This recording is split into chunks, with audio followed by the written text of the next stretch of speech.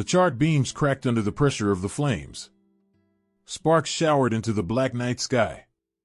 In the yard of a small wooden house consumed by fire, a woman was thrashing in hysteria.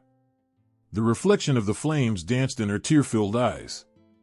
She screamed incoherently, reaching out toward the burning doorway, but two neighbors held her back, not letting her rush inside. "My baby. My son is in there," she sobbed, struggling to break free. Her face was distorted with terror. A crowd of residents had gathered in a half-circle. Someone frantically called the fire department, someone else ran back and forth with buckets of water, but it only hissed on the blazing logs, evaporating uselessly. People exchanged frightened, desperate glances, too afraid to step inside. Flames were already bursting through the windows. The heat seared even from a distance. "Sarah, don't you dare," a neighbor woman shouted, restraining her. "The fire department will be here soon." But for a mother, every second was an eternity. She lunged toward the door again, and at that moment a swift figure appeared from behind the fence. Ethan ran into the yard like a whirlwind. He was a skinny 17-year-old in an old t-shirt, his face smeared with dirt. He had just been tinkering with his bike in the shed. Hearing the screams, Ethan rushed over without thinking twice. One of the neighbors tried to grab his arm. "Kid, stop, don't go in." But Ethan slipped past. The doorway was already engulfed in flames, but the door stood ajar. Ducking low, the boy dove inside, disappearing into the smoke. Inside was hell itself. Breathing was impossible. The acrid smoke burned his throat instantly. Ethan coughed, covering his mouth with his elbow. In the faint light of flames flickering from the kitchen, he spotted a narrow hallway. Fire raged on the left, probably where the stove or wiring had been. Through the crackle, he caught the sound of faint crying. "There he is," flashed in his mind. Ethan rushed toward the sound, keeping low as burning splinters rained from the ceiling. In a small room to the right, found by sheer luck, stood a crib. The fire hadn't reached it yet, but thick black smoke curled beneath the ceiling. Something moved inside the crib and let out a thin cry. Ethan grabbed the child. Just a little one. 2 years old at most, barely a toddler. He pressed the boy against his chest, shielding his face with his t-shirt. Going back down the hallway was suicide. The flames had cut off the way. So Ethan darted to the nursery window. The old wooden frames were flimsy. He rammed the sash with his shoulder. The window flew open, letting in a gulp of fresh air. The rush of oxygen made the flames roar even stronger behind him. Without hesitation, Ethan kicked out the mosquito screen and, running on pure adrenaline, climbed out, clutching the baby tightly. Someone's hands caught them by the wall of the house. "Give him here," a woman's voice cried out, choked with joy. Ethan passed the child into safe arms. The mother clutched her son, covering him in kisses and tears. "He's alive. Oh God, he's alive," she sobbed, pressing her face to his soot-covered cheeks. Ethan, once outside, dropped to his knees. His legs wouldn't hold him.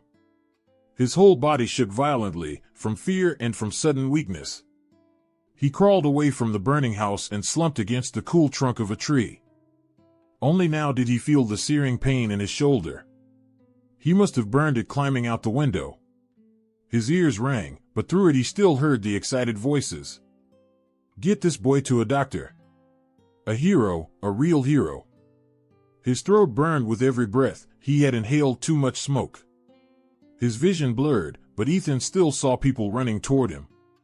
A crying woman bent over him with the baby in her arms. Her lips moved.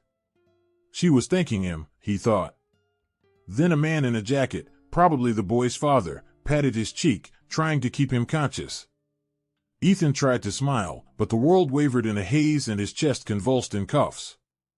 "Hang on, son, you'll be all right," he heard a man's voice above him. For a moment he thought it was his late father speaking, but no, it was a stranger, gripping his hand tightly. "Thank you, son. Just hold on." The light of the yard lamp blurred together with the glow of the fire, and Ethan blacked out. When he came to in the hospital, it was still dark. His burned shoulder throbbed under the bandage, his chest heaved painfully with every breath. The mother of the rescued child was there immediately, sobbing as she thanked him, pressing his hand to her cheek.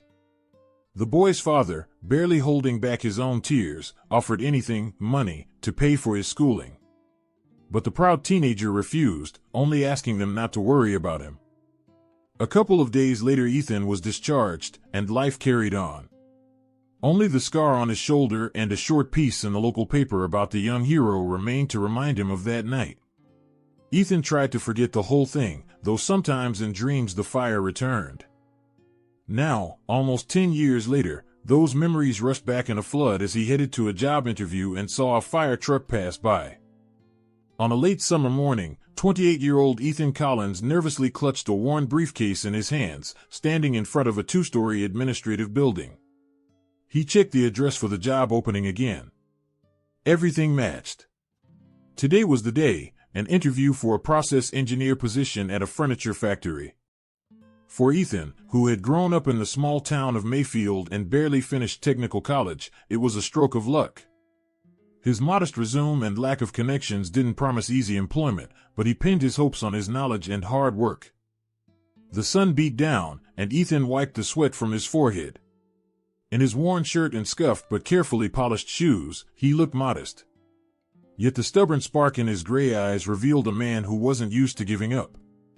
Over the years, Ethan had done all kinds of work, loading trucks, fixing machinery, living off odd jobs. When he woke up in the hospital after the fire back then, he had found himself a local celebrity for a couple of days. But he had refused any reward and never wanted to rely on miracles. He knew he had to build his own future. The reception area smelled of fresh coffee and expensive perfume. On the wall, a large clock ticked softly, marking the slow, anxious minutes.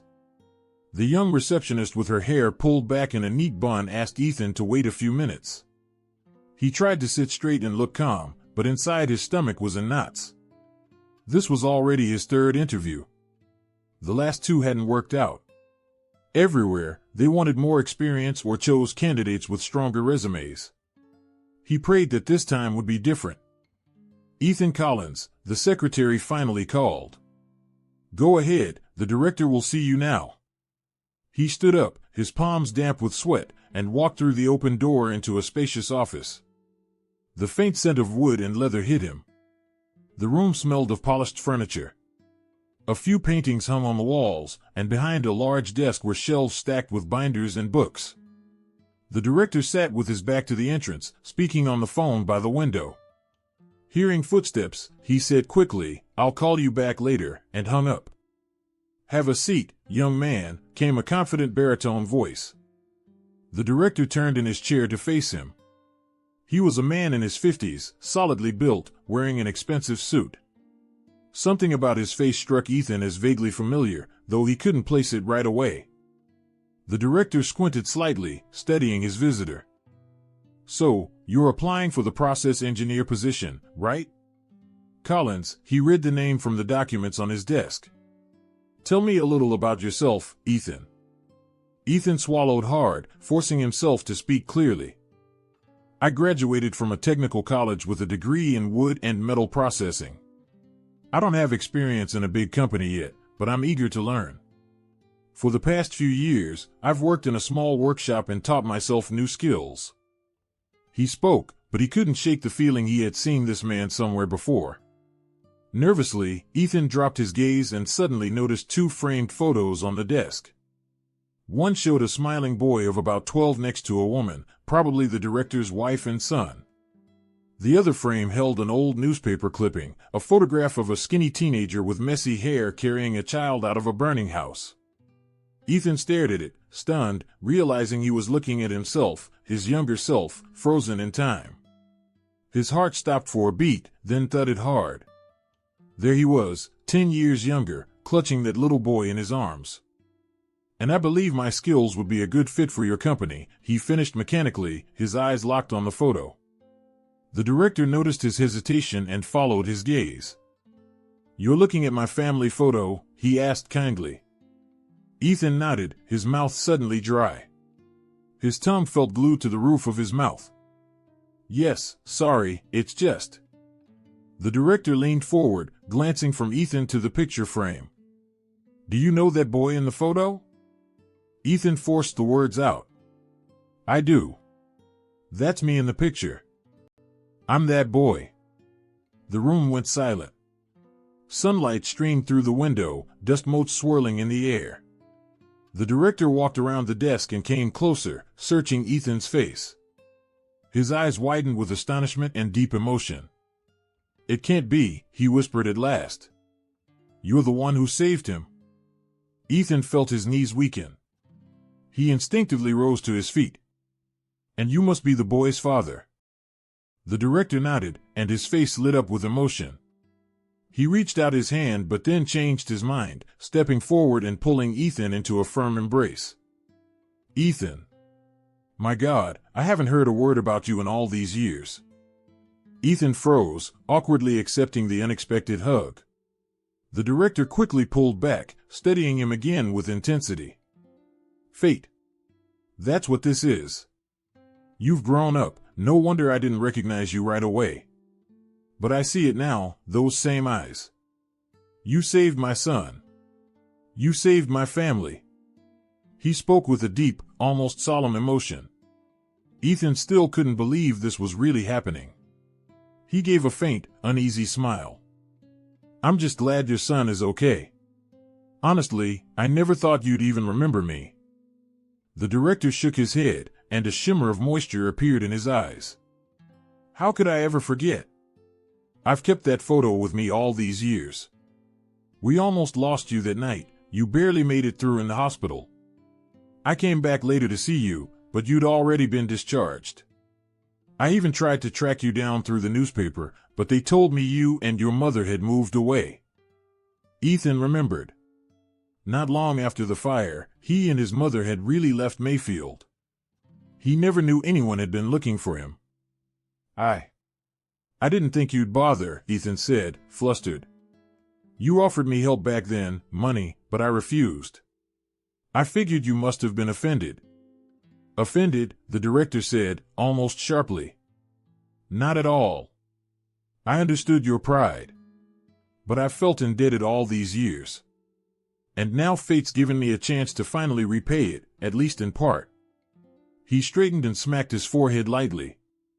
What are we doing, standing here like strangers? Sit down. You must be as shocked as I am right now. A little, Ethan admitted honestly as he sank back into the chair. His hands trembled, so he tucked them under his knees. The director quickly poured some water from a pitcher into a glass and handed it to him. Thanks, Ethan murmured, taking a few greedy gulps. His throat really had gone dry. The man sat in the chair beside him, his gaze warm and steady. Tell me, how have you been all these years? What have you been doing? I know you turned down all those rewards and offers of help. You're not secretly a superhero, are you? Ethan flushed. No, nothing like that. I studied a little, worked here and there, helped my mom. Silence settled between them, but it wasn't heavy. They were both processing this strange twist of fate. Outside the office door, someone spoke quietly on the phone, but inside, time seemed to pause. Finally, the director slapped the armrest of his chair. Listen, let's drop the formalities, okay? Call me Mike. I'm the father of that little boy you saved. My name's Michael Harrison, but to you, just Mike. No need for anything official. Ethan's eyes widened. Okay. Mike. Michael waved his hand good-naturedly. That's better. Now, you came here for a job, right? He smiled, spreading his arms. Can you believe it? Fate brought you straight to my company. Ethan nodded. Yes, I was looking for work in my field. I didn't know this was your place. Even if I had, I think I would have come anyway, he added honestly. You wanted to help me study back then, it meant you believed I could achieve something. Michael leaned back in his chair, listening closely, his face softening more with each passing second. Consider the job yours, he said firmly. You've got the education, and more importantly, you've got courage and heart. That's the kind of person we need. Ethan blushed and exhaled quietly. Thank you. I'll do my best to earn your trust. I believe you will. In fact, I have a special offer for you. You came here for the process engineer position, but I see potential in you. I want to bring you on as my assistant and teach you management. Salary, benefits, the works. What do you say? Ethan's breath caught. He could hardly get the words out. I don't even know what to say. Of course I'd want that. But are you sure? Michael smiled. Absolutely. You'll do fine. And whatever you need to learn, we'll teach you. Ethan's eyes stung. Just an hour ago, he'd been hoping for a simple entry-level job, and now his whole life had taken a turn. He dropped his gaze, hiding the dampness in his eyes. Michael noticed his emotion but tactfully shifted the subject. Come on, there's someone I want you to meet. Remember that little boy? He's 12 now. Just got back from camp, he's hanging around my office today. Michael stood and motioned for Ethan to follow. Ethan rose, still hardly believing any of this was real. His hand automatically straightened the collar of his worn shirt, brushed against his battered briefcase. Suddenly, he felt embarrassed by how plain he looked. But Michael seemed to read his thoughts. We'll get you a proper suit for the job. Don't worry about that, he said with a friendly wink. They walked out into the reception area, where the secretary glanced at them in surprise. The director's face was lit up with a rare, beaming smile. Down the hall came a skinny boy with a backpack bouncing on his shoulders. Michael's son. Liam, Michael called. Come here a sec. Do you recognize this man? The 12-year-old approached, shifting shyly from foot to foot. His big brown eyes looked at Ethan politely, then widened as his mouth fell open. Wait, is this you? You're the firefighter? Dad showed me the newspaper clipping with you. Ethan chuckled. I'm no firefighter. I just happened to be there. Michael set a hand on his son's shoulder. This is Ethan, the one we told you about. He saved your life when you were little. The boy's face lit up, and with a wide grin he threw his arms around Ethan's neck. Caught off guard, Ethan staggered, then quickly hugged him back, patting his shoulder. His throat tightened. Easy there, hero, he muttered to himself, fighting not to cry. Michael watched the scene openly proud, his eyes wet with tears but his smile radiant. He pulled a handkerchief from his pocket and blew his nose loudly. What a reunion. I still can't believe it, he said hoarsely. Come on, let's go get lunch and celebrate. No arguments, Ethan. Today's my day. After all these years, I finally found the man I owe everything to. Ethan only nodded, speechless. He slipped his arm around Liam's shoulders, the very boy he had carried out of the fire 10 years ago, and felt a quiet joy and peace rise in his heart.